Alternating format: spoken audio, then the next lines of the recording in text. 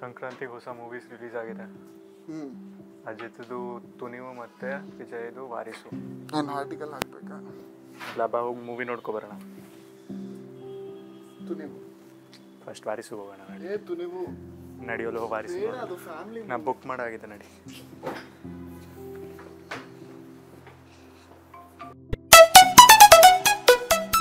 One eternity later. ಒಂಥರ ಚೆನ್ನಾಗಿತ್ತಲ್ಲ film? ಹೌದೌದಿತ್ತು, ತುಂಬಾ ಚೆನ್ನಾಗಿತ್ತು. ಯಾಕೋ ಇಷ್ಟೊಂದು ಚೆನ್ನಾಗೇ ಇತ್ತಲ್ಲ, ಏನ್ ಪ್ರಾಬ್ಲಮ್ ಅಷ್ಟೊಂದು? ಏನ್ ಪಿಕ್ಚರ್ ಮಾರ ಅದು, ತುಂಬಾ ಕೆಟ್ಟದಾಗಿ ಮಾಡಿದ್ದಾರೆ. ಯಾಕೆ ಬ್ರೋ ಏನಿತ್ತ ಮೂವಿಯಲ್ಲಿ? ಸ್ಟೋರಿ ಎಲ್ಲ ಎಲ್ಲ ಎಲ್ಲ ನೀನ್ ಹೇಳಿ, ಏನ್ ಚೆನ್ನಾಗಿತ್ತು ಮೂವಿದಲ್ಲಿ? ಸ್ಟೋರಿ ಹೇಳು. ಸ್ಟೋರಿ ಚೆನ್ನಾಗಿತ್ತಾ? ಎಷ್ಟೊಂದು ಪಾರ್ಟ್ಸ್ ಚೆನ್ನಾಗಿತ್ತು ಅದ್ರಲ್ಲಿ. ಏನ್ ಚೆನ್ನಾಗಿತ್ತು ಸ್ಟೋರಿ? ನಾನು ಹೇಳ್ತೀನಿ, ನಾನು ಹೇಳ್ತೀನಿ ನನ್ಗೆ ಯಾಕೆ ಕೆಟ್ಟದಾಗ ಅನ್ಸ್ತಾ ಇದೆ ಅಂತ.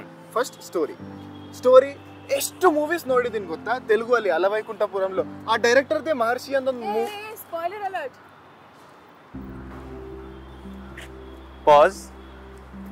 Spoiler alert. ನೀವಿನ್ನೂ ಫಿಲ್ಮ್ ನೋಡಿಲ್ಲ ಅಂದ್ರೆ ದಯವಿಟ್ಟು ಈಗಲೇ ಹೋಗಿ ನೋಡಿ, ಆಮೇಲೆ ಮತ್ತೆ ಇದೇ ಜಾಗಕ್ಕೆ ಬಂದು ಈ ವಿಡಿಯೋನ ಈ ಪಾಯಿಂಟ್ ಇಂದ ಕಂಟಿನ್ಯೂ ಮಾಡಿ. ಆ ಡೈರೆಕ್ಟರ್ದೇ ಒಂದು ಮೂವಿ ಇದೆ. ಈ ತರ ಕನ್ನಡದಲ್ಲಿನೂ ಎಷ್ಟು ಮೂವೀಸ್ ಇದೆ, ಸೇಮ್ ಸ್ಟೋರಿ. ಆಯ್ತು ಸೇಮ್ ಸ್ಟೋರಿ ಗೊತ್ತು, ಅದನ್ನ ಒಪ್ಕೋತೀನಿ. ಆದ್ರೆ ಎಮೋಷನ್ಸ್ ಬಗ್ಗೆ ಜಾಸ್ತಿ. ಏನಕ್ಕೆ ಎಲ್ಲಾ ಸತಿ ಹೊಸ ಸ್ಟೋರಿ ಬೇಕು, ಅದ್ ಬೇಕು ಇದ್ ಬೇಕು ಅಂತ ಯಾಕೆ ಎಕ್ಸ್ಪೆಕ್ಟ್ ಮಾಡ್ಬೇಕು? ಟ್ರೈಲರ್ ನೋಡಿದಾಗ ಸ್ಟೋರಿ ಏನು ಅಂತ ಆಲ್ರೆಡಿ ಗೊತ್ತಾಗಿತ್ತು ತಾನೆ, ಅರ್ಥ ಇತ್ತು. ಸೊ ಎಕ್ಸ್ಪೆಕ್ಟೇಷನ್ಸ್ ಬಗ್ಗೆ ಅದು ಫ್ಯಾಮಿಲಿ ಸ್ಟೋರಿ, ಅದು ಈ ತರಾನೇ ಇರುತ್ತೆ ಅಂತ ನನ್ಗೆ ಅರ್ಥ ಇತ್ತು. ಬಟ್ ಆ ಎಮೋಷನ್ಸ್ ಕರೆಕ್ಟ್ ಆಗಿ ಎಸ್ಟಾಬ್ಲಿಷ್ ಆಗ್ಬೇಕಲ್ವಾ? ಸ್ಟಾರ್ಟಿಂಗ್ ಅಲ್ಲೇ ನನ್ಗೆ ಗೊತ್ತು ಫಾದರ್ ಅಂಡ್ ಸನ್ ಮಧ್ಯೆ ಇದು ಪ್ರಾಬ್ಲಮ್ ಇದೆ ಅಂದ್ರೆ, ಬಟ್ ಸ್ಟಿಲ್ ಅದು ಕರೆಕ್ಟ್ ಆಗಿ ಬಿಲ್ಡ್ ಮಾಡಿಲ್ಲ. ಆ ಕ್ಯಾರೆಕ್ಟರ್ ಕರೆಕ್ಟ್ ಆಗಿ ಡೆವಲಪ್ ಆಗಿಲ್ಲ.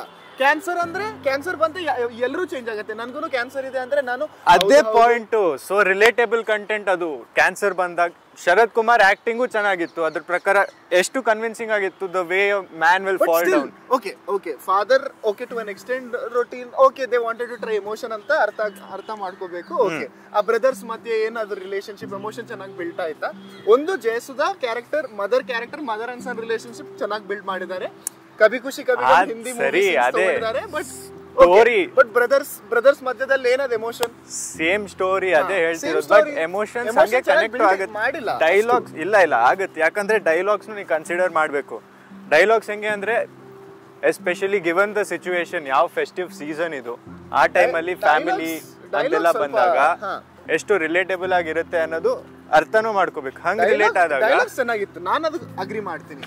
ಬಟ್ ಡೈಲಾಗ್ ಸಾಕಾಗತ್ತಾ? ಡೈಲಾಗ್ಸ್ ಸ್ಟೋರಿ ಮಧ್ಯದಲ್ಲಿ ಎಲ್ಲಿ ಡೈಲಾಗ್ಸ್ ಬರ್ತಾ ಇದೋ ಅದು ಚೆನ್ನಾಗಿ ಮಾಡ್ಬೇಕಲ್ವಾ? ಸರಿ, ಒಂದು ಫ್ಯಾಮಿಲಿ ಓರಿಯೆಂಟೆಡ್ ಫಿಲ್ಮ್ ಅಂದಾಗ ಡೈಲಾಗ್ಸ್ ಎಷ್ಟು ಇಂಪಾರ್ಟೆಂಟ್ ಅನ್ನೋದು ನೀನು ಅರ್ಥ ಮಾಡ್ಕೋಬೇಕು. ಅದು ಆಯ್ತು, ಇದಾಯ್ತು ಸ್ಟೋರಿ ಬಗ್ಗೆ. ಮುಂದೆ ಕೇಳು, ಇನ್ನೇನ್ ಪ್ರಾಬ್ಲಮ್? ನಿನ್ಗೇನ್ ಚೆನ್ನಾಗ್ ಅನ್ಸ್ತು? ನನಗ್ ಚೆನ್ನಾಗ್ ಅನ್ಸಿದ್ದಂದ್ರೆ action sequences. Next okay, action sequence ಚೆನ್ನಾಗಿರ್ಲಿಲ್ವಾ? ವಿಜಯ್ದು ಸ್ಕ್ರೀನ್ ಪ್ರೆಸೆನ್ಸ್ ಹೆಂಗಿತ್ತು? Okay, action sequences, action choreography ಚೆನ್ನಾಗಿ ಮಾಡಿದ್ದಾರೆ. ಮಧ್ಯದಲ್ಲಿ ಸ್ವಲ್ಪ ಹ್ಯೂಮರ್ ಮಿಕ್ಸ್ ಮಾಡಿ ಸ್ವಲ್ಪ ಹೊಸ ಟ್ರೀಟ್ಮೆಂಟ್ ಕೊಟ್ಟು ಟ್ರೈ ಮಾಡಿದ್ದಾರೆ. Okay, action sequence, action choreography ಚೆನ್ನಾಗಿ. ಡ್ಯಾನ್ಸ್ ಕೊರಿಯೋಗ್ರಫಿ ಏನದು ಹೇಳು? ಸರಿ, ಏನದು? ಆಯ್ತಾ? ಅಲ್ಲ, ಡ್ಯಾನ್ಸ್ ಏನದು? ಡ್ಯಾನ್ಸ್ ಚೆನ್ನಾಗಿತ್ತಾ? ಮ್ಯೂಸಿಕ್ ಏನು ಚೆನ್ನಾಗಿತ್ತು, ಒಂಥರ ಚೆನ್ನಾಗಿತ್ತು. ಅಂದ್ರೆ ಇವಾಗ ಅರ್ಥ ಮಾಡ್ಕೋಬೇಕು, ವಿಜಯ್ಗೂ ವಯಸ್ಸಾಯ್ತು, ಅವ್ನು ಆಗಸ್ಟ್ ಮಾಡ್ತಾ ಇದ್ದಾನೆ. ಕನ್ವಿನ್ಸ್ ಆಗಿ ಇರ್ಬೇಕು. ನಂಗೆ ತುಂಬಾ ಸ್ಟೆಪ್ಸ್ ಬೇಡ, ಕನ್ವಿನ್ಸ್ ಆಗಿ ಇರ್ಬೇಕು. ಸರ್, ನೀನ್ ಇವಾಗ ನಾರ್ಮಲ್ ಪರ್ಸ್ಪೆಕ್ಟಿವ್ ಇಂದ ನೋಡು. ಒಂದ್ ನಾರ್ಮಲ್ ಫ್ಯಾಮಿಲಿ ಹೋಗ್ಬಿಟ್ಟು, ಡಾನ್ಸರ್ ಅಲ್ಲ, ಒಂದ್ ಫ್ಯಾಮಿಲಿ ಹೋಗ್ಬಿಟ್ಟು ನೋಡಿದಾಗ ಅವ್ನ್ ಡಾನ್ಸ್ ಏನ್ ಸ್ಟೆಪ್ ಮಾಡಿದ್ರು ಅದ್ರ ಎನರ್ಜಿಯಿಂದ ಇಷ್ಟ ಆಗುತ್ತಾ ಇಷ್ಟ ಆಗಲ್ವಾ? ಬ್ಯಾಕ್ ಗ್ರೌಂಡ್ ಮ್ಯೂಸಿಕ್ ಇಂದ ಜೊತೆಗೆ ಇಟ್ಕೊಂಡು ಅದು at the end of the day that is the point. Okay, but ಇದು ಯಾರ್ ಮೂವಿ? ತಲಪತಿ ವಿಜಯ್ ಮೂವಿ. ಎಲ್ಲರಿಗೂ ಎಷ್ಟು ಕ್ಯೂರಿಯಾಸಿಟಿ ಇರುತ್ತೆ, ಈ ತರ ಪಿಕ್ಚರ್ ಮಾಡಿದಾನೆ, ಎಷ್ಟು ಇದು ಅದು ಫ್ಯಾನ್ಸ್ ಫುಲ್ ವಾರ್, ಅದು ನೋಡಿದ್ರಲ್ವಾ? ಫ್ಯಾನ್ಸ್ ವಾರ್ ಅದು ಇದು. ಸರಿ, ಅದೇ ಸ್ವಲ್ಪ ಅದನ್ನೇ ಹೇಳ್ತಿರೋದು. ಎಷ್ಟು ಜನ ಇರ್ತಾರೆ ಆ ತರ? ಎಡಿಟಿಂಗು, ಸಿನಿಮಾಟೋಗ್ರಫಿ ನೀನ್ ಹೇಳು, ಟೆಕ್ನಿಕಲ್ ಹೇಳು. ಏನದು? ಏನ್ ಕ್ಯಾಮೆರಾ ವರ್ಕ್ ಅದು? ನಮ್ ಕನ್ನಡದಲ್ಲಿ ಉಪೇಂದ್ರ 2000s ಅಲ್ಲಿ ಚೆನ್ನಾಗಿ ಮಾಡಿದಾನೆ, ಎಕ್ಸ್ಪೆರಿಮೆಂಟ್ ಮಾಡಿ. ನೆನ್ನೆ ಮೊನ್ನೆ ಬಂದವನ್ನ ಉಪೇಂದ್ರನ್ಗೆ ರಿಯಲ್ ಸ್ಟಾರ್ ಹೋಲ್ಸೋದೆಲ್ಲ ತಪ್ಪು, ಅದನ್ನ ಮಾಡಕ್ ಹೋಗ್ಬೇಡ.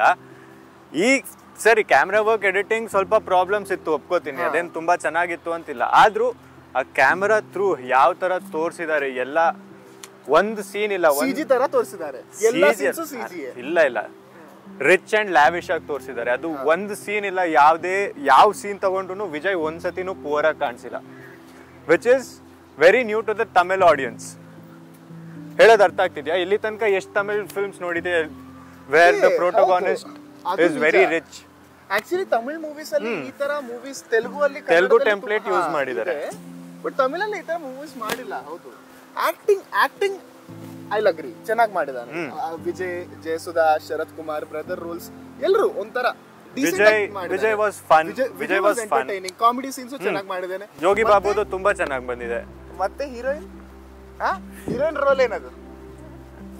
ಹಂಗೆ ಸುಮ್ನೆ ಬಿಡು, ನೀನು ಎಸ್ಥೆಟಿಕಲಿ ಪ್ಲೀಸಿಂಗ್ ಹೀರೋಯಿನ್ ಸೀನ್ಸ್ ಅಷ್ಟೇ. ಸ್ಟೋರಿಯಲ್ಲಿ ಏನು ಬೇಡ, ಸ್ಟೋರಿ ಬೇಡ, ಕ್ಯಾರೆಕ್ಟರ್ ಬೇಡ, ಏನು ಬೇಡ, ಬಸ್ಟ್ ವಿಜುವಲಿ ಒಂದು ಹೀರೋಯಿನ್ ಇರ್ಬೇಕಷ್ಟೇ. ಅದು ನಾರ್ಮಲ್ ಅಲ್ವಾ?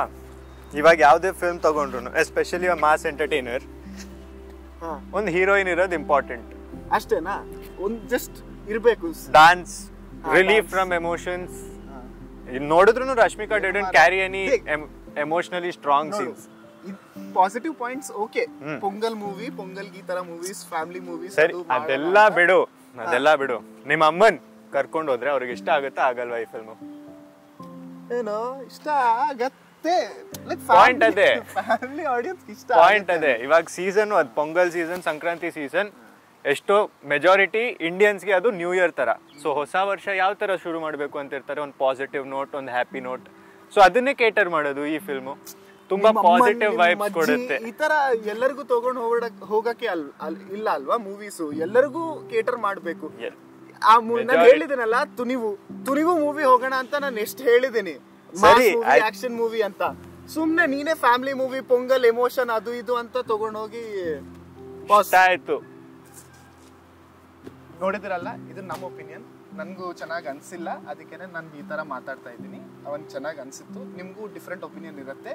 ಬನ್ನಿ ನಮ್ ಕಮೆಂಟ್ ಪಿಕ್ಚರ್ ನೋಡಿ ನಮ್ ಕಮೆಂಟ್ ಬಾಕ್ಸ್ ಅಲ್ಲಿ ಕಮೆಂಟ್ ಮಾಡಿ ಹೇಳು.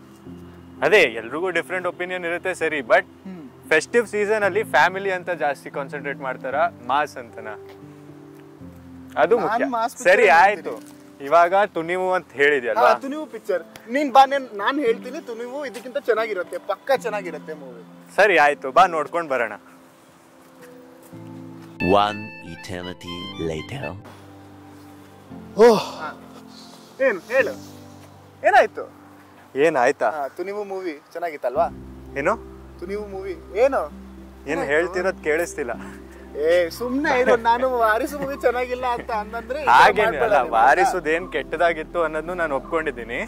ಇವಾಗ ತುನಿವುದು ಹೇಳ್ತೀನಿ ಕೇಳು. ಅದೇನ್ ಇಡೀ ಮೂವಿ ಬರೀ ದುದ್ದು ಹಿಹಿ ದುದ್ದು ಹಿಹಿ. ಇನ್ನೇನಿದೆ ಮೂವಿ? ಈ ಜನರೇಷನ್ ಎಲ್ಲ ಪ್ರಾಬ್ಲಮ್ ಇದೆ. ಹ್ಯಾಂಡ್ ಕಾಂಬ್ಯಾಟ್ ಸೀನ್ಸ್ ಇದೆ ಅಂದ್ರೆ ಅದು ಪ್ರಾಬ್ಲಮ್, ಇಲ್ಲ ಗನ್ ಫೈಟ್ ಇದೆ ಅಂದ್ರೆ ಪ್ರಾಬ್ಲಮ್. ಇದ್ರ ಆಕ್ಷನ್ ಬಗ್ಗೆ ಇರು, ಒಂದ್ ನಿಮಿಷ ಮಾತಾಡೋಣ. ಇಲ್ಲಿ ಮುಂದೆ ಹೋಗಕ್ ಮುಂಚೆ ಫಸ್ಟ್ ಒಪ್ಕೋ, ಇದ್ರ ಸ್ಟೋರಿ ಏನ್ ಡಿಫ್ರೆಂಟ್ ಇತ್ತಪ್ಪ? ಇದ್ರ ಸ್ಟೋರಿ ಯಾವ ತರ ಡಿಫ್ರೆಂಟ್ ಇತ್ತು? ಸ್ಟೋರಿ ಹೇಳು.